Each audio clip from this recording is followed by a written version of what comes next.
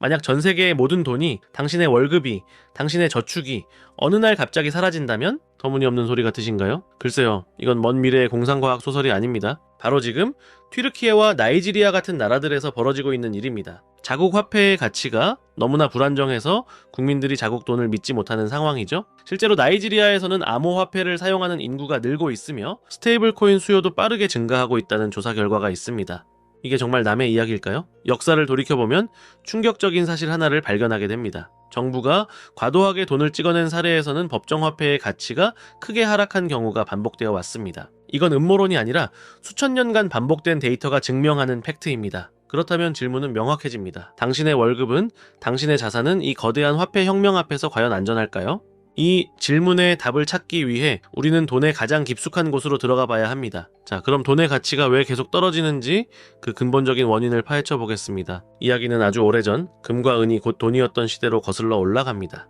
당시엔 속임수를 쓰기 어려웠죠? 금화 한 개의 가치는 그 안에 든 금의 무게만큼이었으니까요. 그런데 인류 역사상 최초로 이 시스템을 교묘하게 이용해 국민의 부를 훔친 집단이 나타납니다. 바로 로마 제국 정부였습니다. 정부가 금의 순도를 보증한다는 명목으로 인장을 찍어주기 시작했는데 처음에는 천사의 얼굴을 하고 있었지만 곧 본색을 드러냈죠. 전쟁 비용이 부족해지자 로마 황제들은 끔찍한 생각을 해냅니다. 금화와 은화에 구리 같은 값싼 금속을 몰래 섞기 시작한 거죠. 놀랍게도 순도 99%였던 화폐가 가치를 완전히 잃고 0%의 껍데기가 되는 데는 채 100년도 걸리지 않았습니다. 이게 바로 정부가 주도한 최초의 그리고 가장 교활한 인플레이션이었습니다. 시간이 흘러 20세기, 이 속임수는 훨씬 더 정교해집니다. 각국 정부는 금을 직접 유통하는 대신 금 보관증 역할을 하는 종이돈, 즉 지폐를 발행하기 시작했죠. 은행에 가면 언제든 이 지폐를 금으로 바꿀 수 있다는 약속과 함께 말입니다. 이걸 바로 금본위제라고 부릅니다. 그리고 1971년 8월 15일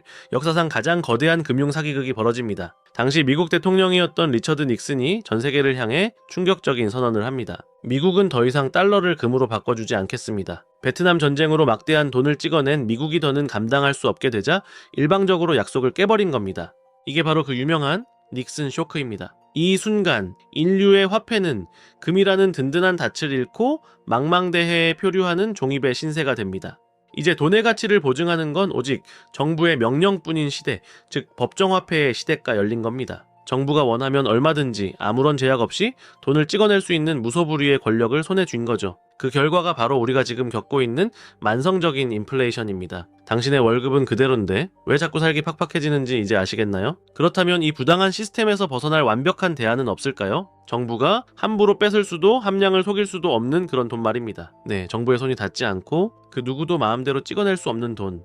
2009년 세상에 등장한 것이 바로 비트코인입니다. 비트코인은 그야말로 혁명적이었습니다. 첫째, 그 누구도 위조하거나 순도를 속일 수 없습니다. 정부가 개입할 여지가 원천적으로 차단된 것이죠. 둘째, 가장 중요한 특징인데 바로 국경이 없다는 것입니다. 인터넷만 연결되면은 전 세계 어디로든 자유롭게 이동할 수 있습니다. 정부 입장에서는 통제가 불가능하니 눈엣 가시 같은 존재가 된 셈입니다. 어떠신가요? 정부의 교묘한 속임수에서 벗어날 수 있는 완벽한 대안처럼 들리지 않나요? 하지만 바로 여기에 비트코인의 치명적인 약점이 숨어 있습니다. 바로 가격 변동성입니다. 실제로 데이터를 보면은 비트코인은 하루에도 5%씩 가격이 오르내리는 일이 비일비재합니다. 자, 한번 상상해보세요. 오늘 100만원짜리 스마트폰을 사려고 합니다. 그런데 내일 이 스마트폰 가격이 갑자기 변한다면 이걸 정상적인 화폐라고 부를 수 있을까요? 사람들에게 심리적 위안을 주지 못하니 물건을 사고 파는데 적합하지 않은 겁니다. 바로 이 변동성 때문에 비트코인은 우리가 일상에서 쓰는 교환의 매개체가 되기엔 명확한 한계를 가집니다. 그래서 비트코인은 가치를 저장하는 수단, 즉 자산으로서는 훌륭할지 몰라도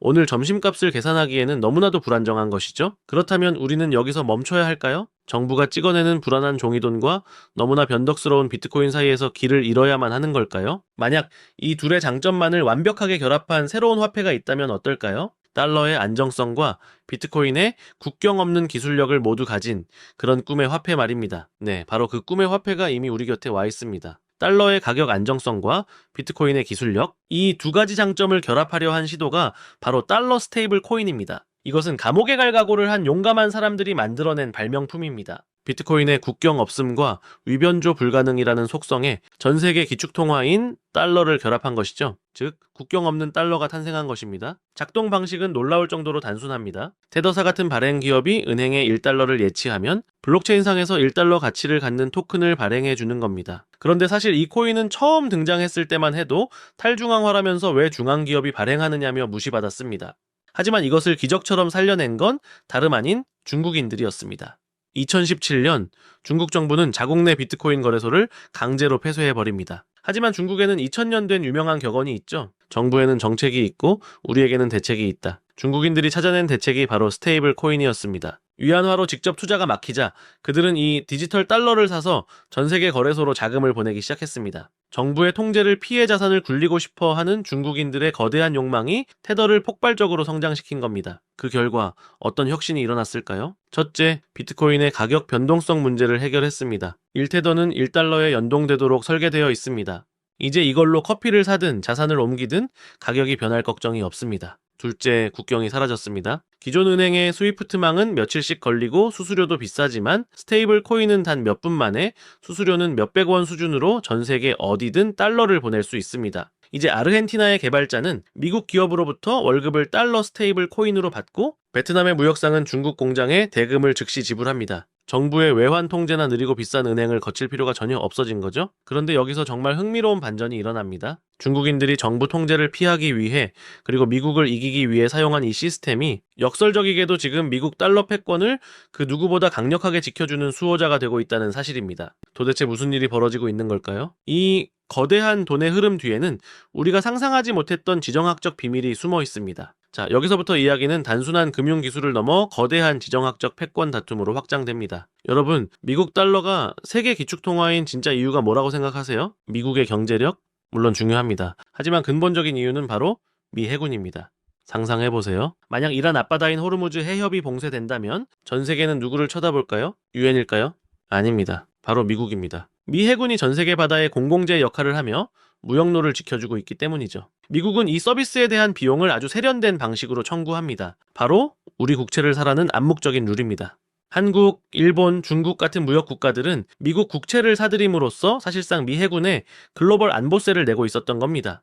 이 시스템 덕분에 미국은 빚을 내서 나라를 운영해도 문제가 없었죠. 그런데 정확히 2012년 시진핑 주석이 집권하며 중국의 자아가 팽창하기 시작합니다. 중국은 더 이상 미국 국채를 사지 않고 그 돈을 1대1로라는 명목으로 서쪽의 내륙 국가들, 즉 스탄 국가들에 쏟아붓기 시작했습니다. 하지만 이건 중국의 치명적인 오판이었습니다. 갚을 능력도 의지도 없는 곳에 돈을 뿌리다 보니 악성 부채만 떠안게 된 겁니다. 결과적으로 중국이 미국 국채 매수를 멈추자 미국은 위기에 빠집니다. 가장 큰 손님이 사라졌으니까요. 국채 금리가 뛰고 경제가 흔들릴 수 있는 절체절명의 순간이었습니다. 그런데 여기서 정말 영화 같은 일이 벌어집니다. 이 위기를 해결해준 구원투수가 나타났는데 놀랍게도 그들 역시 중국인이었습니다. 중국 정부는 미국 국채를 팔아치웠지만 중국의 개인들은 자국 정부를 피해 테더를 미친 듯이 사들였습니다. 그리고 테더 사는 고객에게 받은 그 막대한 달러로 무엇을 샀을까요? 바로 미국 국채였습니다. 데이터를 보면은 충격적입니다. 2024년 기준 테더사가 보유한 미국 국채량은 경제 대국인 독일 정부가 가진 양보다도 많습니다. 미국 정치권, 특히 공화당과 트럼프 진영은 이 기막힌 아이러니를 놓치지 않았습니다. 처음에는 스테이블 코인을 규제하려 했지만 곧 깨달은 거죠. 이건적의 자금을 흡수해 우리 국채를 사주게 만드는 아주 강력한 게임 체인저구나. 중국 정부가 만든 위기를 중국 국민의 돈으로 막아내는 이 기묘한 왈츠. 이것이 바로 미국이 스테이블 코인을 단순한 기술이 아닌 패권을 지키는 새로운 무기로 바라보기 시작한 이유입니다. 그렇다면 이 거대한 화폐 혁명의 파도는 과연 우리에게 어떤 영향을 미치게 될까요? 이제 이야기는 다시 우리 현실, 바로 한국 기업들의 생존 전쟁으로 돌아옵니다. 자, 중국 정부와 중국 국민이 벌이는 이 기막힌 줄다리기는 단순히 바다 건너 이야기가 아닙니다.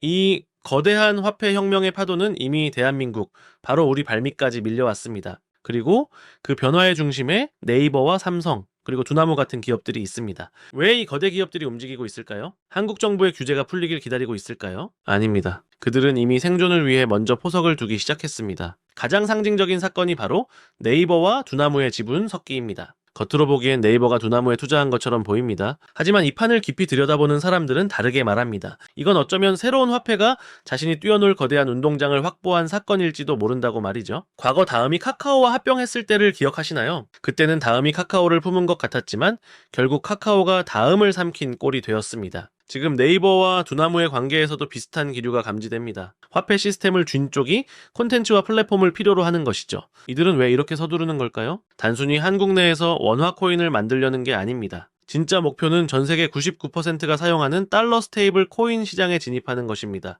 넷플릭스도 유튜브도 이미 달러로 거래되는 세상에서 우리 기업들도 글로벌 페이먼트 전쟁, 즉 돈의 전쟁에 참전하지 않으면 도태될 수밖에 없다는 걸 누구보다 잘 알고 있기 때문입니다. 이 전쟁의 판이 얼마나 커질까요? 여러 분석 기관들은 향후 5년 안에 스테이블 코인 시장이 지금보다 최소 10배에서 많게는 20배까지 폭발적으로 성장할 것이라고 내다봤습니다. 대한민국의 예산을 몇 배나 뛰어넘는 천문학적인 돈이 이 새로운 시장으로 쏟아져 들어온다는 뜻입니다. 자, 이제 마지막 질문이 남았습니다. 화폐는 단순히 물건을 사는 도구가 아닙니다. 우리가 살아가는 삶의 터전이자 철학입니다. 달러가 종이에서 디지털로 바뀌고 국경의 의미가 사라지는 새로운 돈의 시대. 세상은 나는 이제 혁명이야 라고 소리치며 바뀌고 있습니다. 우리는 귀를 막고 있을까요? 아니면 이 거대한 파도에 올라탈 준비를 하시겠습니까?